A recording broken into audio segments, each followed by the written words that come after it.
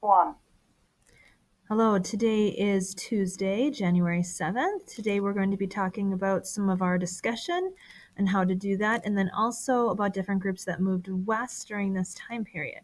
So, starting with the Dawes Act, this was passed in Congress. It's like a law that divided up reservation land into 40 to 160 acre plots for Native American families. So it basically worked to reduce reservations by giving Native American families separate plots of land that they owned themselves. And then the rest of the reservation land was split up and sold to the highest bidder, to settlers. This actually, some people thought it was a great idea at the time because it allowed Native Americans to become farmers, privately own land, which we think of as the American dream. However, for most Native American tribes, this is not the American dream. They believe in collaboratively sharing land and not being farmers. Most tribes were nomadic and they did some farming, but really hunting was their primary. So this was in many ways just an opportunity to get land from Native Americans and to further break apart reservations. And so it impacted them not only on the reservation land that they now did not own, but culturally as well. It made them more individual versus a collective tribe. Um, so this was a pretty negative thing that happened to Native Americans. Our target today is for you to explain why your group moved west and decided to stay out west. And you're going to find that out in step number 3. The first thing we did is some discussion practice because on Friday we're going to have our first discussion. And I talked about that briefly. That will be on Thursday getting a text and then something to read. And then we'll be answering questions as a group around that text. So the practice we started with today was how to really listen to somebody. You may have heard what somebody said, but to really listen to what they said is a different story. So, active listening is actively listening and thinking about what a person says instead of just hearing what they say. For example, just think about the last time your parents told you something. Did you really listen to it or did you just hear it? I know my children just heard it, didn't necessarily process it or do anything with it or make a connection to it, but they heard it. So we did a practice where we had somebody talk about what they had for breakfast, what their favorite food was, and why. And so we had them explain that, and then the other person, after they finished, they would start with a sentence starter. I heard you say, and then summarize in just a quick 1 or 2 sentence. This is what I heard you say and why we used favorite and least favorite foods and why that was. So think about mine, and then I want you to pause this and and try this. So my particular worst food, the food I dislike the most, is actually onions. I don't love the smell of them. They make me cry. I know they add flavor to food, but just don't really care for them. So, my story of why it's my worst food is that when I was a kid, my grandmother tried to get me to like onions, and so she would make foods with them in there. And one day she made eggs and mixed in onions.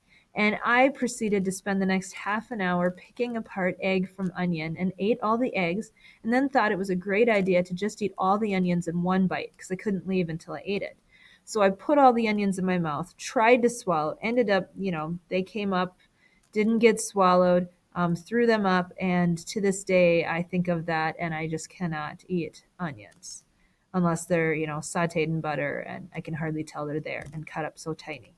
So pause the video and using the sentence starter, I heard you go ahead and practice that. Summarize my 1 minute rambling about not liking onions in 1 minute and why. Okay, pause me. All right, the second step of what we did is we practiced agreeing and disagreeing with somebody else. This is a really important part of a discussion because you're not always going to agree or disagree. So you need to be able to talk about that. So in this one, you're going to summarize what the other person said and then connect to it why you did or did not agree. So here's your sentence starters. You're going to say, I agree with blank, and will add blank. I disagree, and I will add, or this is why I disagree, could be used as well. So I'm going to do the same thing. I'm going to give you an example. I want you to pause the video then and use either agree or disagree. So We use the example of favorite season of the year. My favorite season of the year is fall. I really like fall because it's not too warm and it's not too cold. The sun's still out. The trees are beautiful with the fall colors.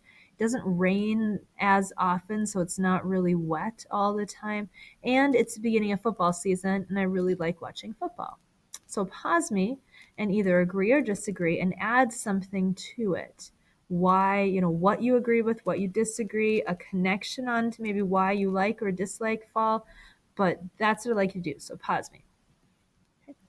All right, so we're going to do other things like this throughout this week to help prepare us for our discussion.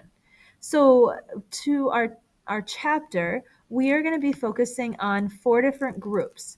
And in this idea of moving west, there were 4 groups that moved west at this time. One was railroad workers, another was miners, ranchers, cowboys, and homesteaders. And your job for today is to pick one of these 4 groups. Doesn't matter which one, just pick one. And I want you to read the section. It's chapter 23, section 4, 5, 6, or 7. Read it and then answer these questions about that group. Okay, that's your first part. Then, after you finish, we are going to be brainstorming what you could put on an advertisement or a brochure to encourage other people, like that other people to come to the United States or to move west to be a rancher, a homesteader, a railroad worker, or a miner. And so, whatever group you picked, now you're going to write some things that would encourage them to move. What words might encourage them, what would you not include, because you're going to find out some things were very difficult for these groups. Now, I showed the example of this advertisement, a real advertisement that was put out for people to entice them to move. So you can see there are some really great things. It says millions of acres.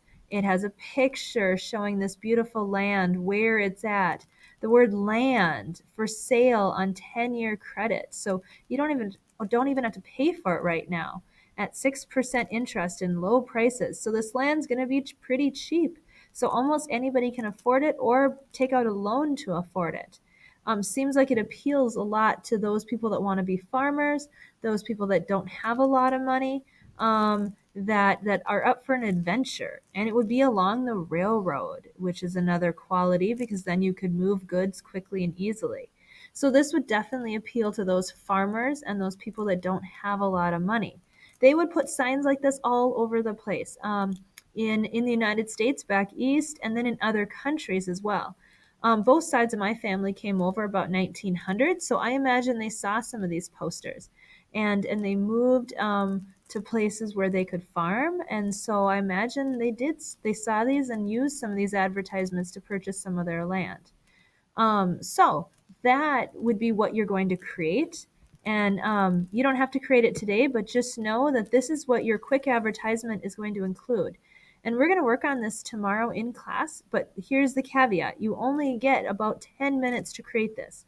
It is not going to be a full class period to do this. It's going to be quick and simple and giving us information about your group and why they would move and what they would gain by moving west. Okay, so you don't have to do that today. You just got to think about it. All right, if you have any questions, let me know. Otherwise, have a great day.